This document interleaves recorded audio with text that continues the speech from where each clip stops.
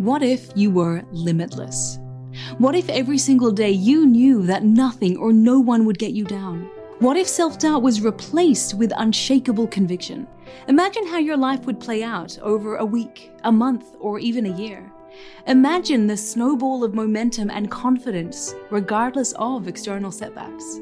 We all know those remarkable, even obsessive people that really go for it. They truly live their potential with conviction. What's the key difference between this tiny subset of movers and shakers and a majority with equally lofty aspirations that never really get there? I've had the good fortune of working with thousands of leaders at some of the most influential companies around the globe. My business helps them to boost their performance, and part of the process includes identifying and removing obstacles that get in their way. As I engaged with more and more leaders, I started to notice a pattern emerging among those that operated with a limited mindset versus the limitless minority. It turns out, what held back most of these otherwise exceptional and talented people wasn't a lack of skill, experience, or even resources. It was often rooted in a relationship with the closest and most influential person in their lives. And this person would always appear to care, but instead would sabotage their progress and growth. You have such a person in your life too. They're much closer than what you realize because they exist up here, in your mind. I am not talking imaginary friends, I'm talking about your inner deceiver. It's that insistent voice in your head that judges you, demeans you, shines a spotlight on your weaknesses. And because most aren't even aware of it, it can lead to destructive self-doubt and even self-sabotage. It was clear to me that the happiest, most fulfilled, and highest performers had figured out how to subdue their inner deceiver. In fact, in the patterns I observed, there wasn't just one inner deceiver. I identified 5 of the most common archetypes, and now I'm going to expose them to you. Because you won't be able to subdue them without first recognizing them. And the prerequisite to operating with a truly limitless mindset is that you first need to free yourself from their clutches. Let's start with the deceiver I call the classic judge. As the name suggests, the judge likes to judge you. What you did, what you didn't do, what you should have done, criticizing every decision and blaming you for things outside of your control. When you ruminate on past failures with an unforgiving lens, that's not you.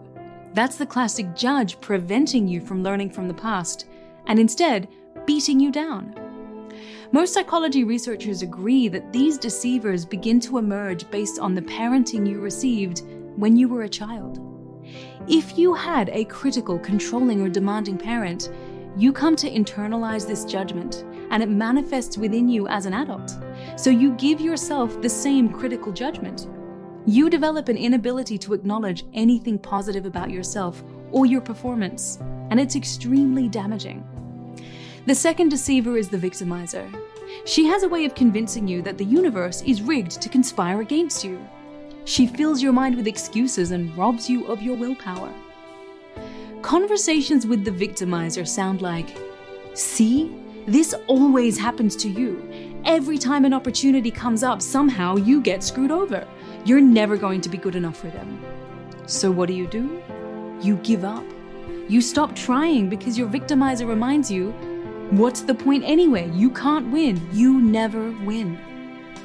Next, we have the deceiver I call the misguided protector. Your protector says things like, whoa, slow down. Did you think this through? You don't know enough. You're not qualified. You're too old, too young. You'll mess up. Don't do it. It tries to protect you from a risk of failure, judgment, or criticism. How? By keeping you paralyzed so you don't take any action. Because then you're safe, but you're also stuck. If your parents set high standards for you and excessively criticized you when you failed to meet these standards, for example, you got an A, why couldn't you get an A+ like your perfect cousin Julio? You may hear it as your misguided protector up here, which leads you to fear failure and never feel ready. Second to last is the ringmaster. The ringmaster is all about productivity guilt. If you're not familiar with the term, it's when you have an unhealthy drive to keep working because you feel guilty when you stop. The ringmaster is very good at brainwashing you into believing that your worth and merit as a person are directly correlated to how productive you are. You achieve a goal, feel no satisfaction, and immediately jump to the next goal. The unfulfilling treadmill of achievement addiction. But the thing is, no matter how hard you push yourself or what you achieve, you will never be good enough or have done enough for the ringmaster. Our survey of 2,500 people globally found an overwhelming 93% experience this guilt frequently, putting themselves at risk of burnout. Maybe you haven't met any of these deceivers yet, but instead are well acquainted with this last one. Closely related to the ringmaster, it's the neglector. When you feel insecure in your worth, you anticipate rejection, so you constantly seek validation by prioritizing the needs of everyone else. If you didn't receive emotional validation as a child, or you had a parent that was hard to please, you might work really hard as an adult to try and seek approval from everyone around you, partners, peers, coworkers, your boss. And then, whenever you don't receive it, it's an automatic trigger and you have a conditioned need to win it back. The neglector drives you to give beyond your capacity, leaving you exhausted, drained, and overwhelmed. So the stakes are high. If you listen to these deceivers, you buy into their narrative and give them power over you. The good news is that change is possible. You can break free from these limits. The first step is awareness. If you have a classic judge hurling judgment and criticism at you for everything that you do, call it out. Classic judge, I know you're trying to convince me that I'm incompetent right now, but I'm choosing not to listen. Calling it out in this way is a form of psychological distancing, where you're referring to this part of yourself in the third person. We know from science that third-person self-talk helps you gain emotional distance from your deceiver, allowing you to think with more rationality.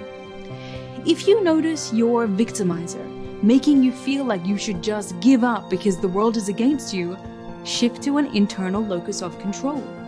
Accept the fact that you can choose what you focus on at any moment. You can choose to focus on things outside of your control and feel powerless, or you control what you have control over. Instead of saying, look at what happened to me, look at what they did to me. Use a technique called cognitive shifting and consciously redirect your attention to, okay, this is what's happening in my life, this is where I want to be, and this is what I'm going to do about it. Now you're speaking from a position of personal power. You take responsibility for what's within your control and choose to take action. What if you hear your misguided protector in your psyche trying to convince you that you'll fail, so you shouldn't try at all? I have my own experience with my misguided protector. Chances are I wouldn't even be here or where I am today if I listened to it. Back in March of 2020, when the world was suddenly in lockdowns, all of our business bookings were either cancelled or postponed, and our business was dead in the water. So I was curious about experimenting with an app called TikTok. I wanted to create content and see if we could help people through that platform. But then my protector woke up and said, people will think you're ridiculous. You're way too old for that. It's going to ruin your reputation. And I listened to my protector for 2 months, until I didn't anymore. I decided to take action instead. I created 40 pieces of video content in one day. This way, I couldn't back down for 40 days, no matter what my protector said. And you know what? All it took was 40 days to see tens of thousands of followers start to accumulate. I didn't make perfection the goal. I made the process the goal. And nearly 2 years later, we have 1 million followers on that platform and over 2 million across all major social media platforms, which has been the best marketing for our business, taking us global and allowing us to help people all around the world. And none of that would have happened if I'd listened to my protector and stayed safe. So if you ever feel your protector taking over, grab a blank sheet of paper and write down all the protector's arguments. Then ask, is this scenario likely to happen? What's the worst that could happen realistically? Take time to rationally risk assess, and you'll likely find it's just your protector being overly dramatic. Given the protector tries to keep you safe by keeping you stuck, the best antidote is to take action. Don't worry about getting things right the first go. Don't make perfection the standard. Just act. Be consistent and be open to growth. Make the process the goal. Now the ringmaster.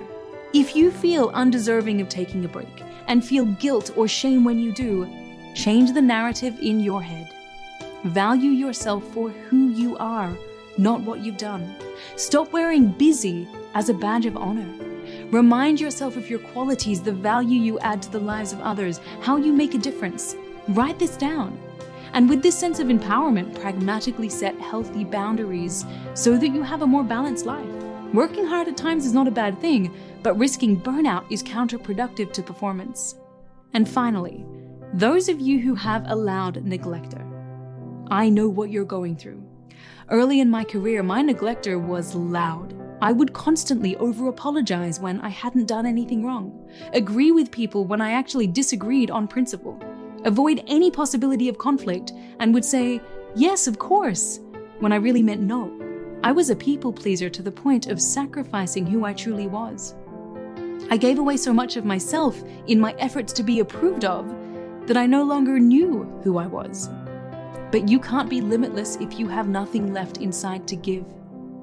If you have a strong neglector like I did, you need to overcome the codependency and acknowledge your worth is not linked to how you think others see you.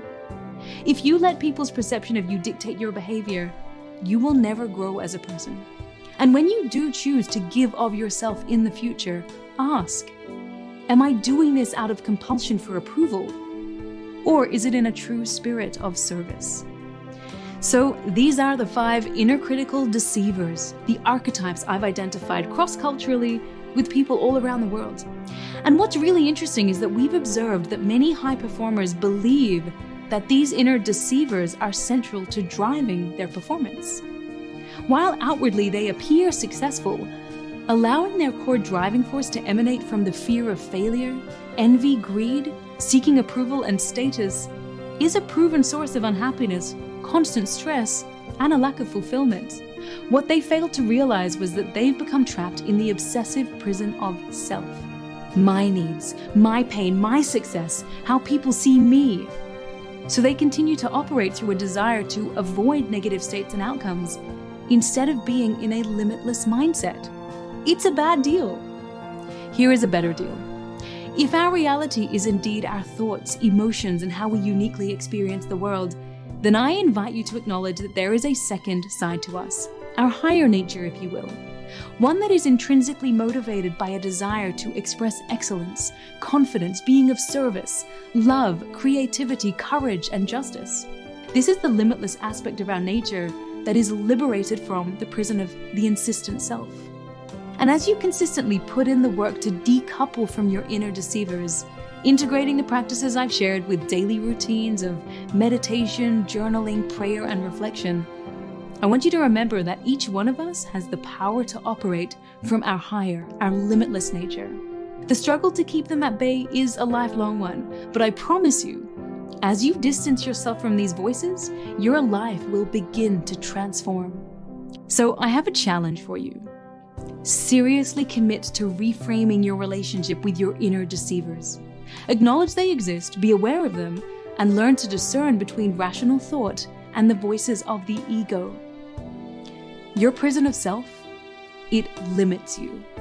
When you break free, your thoughts become limitless. You become limitless. Thank you.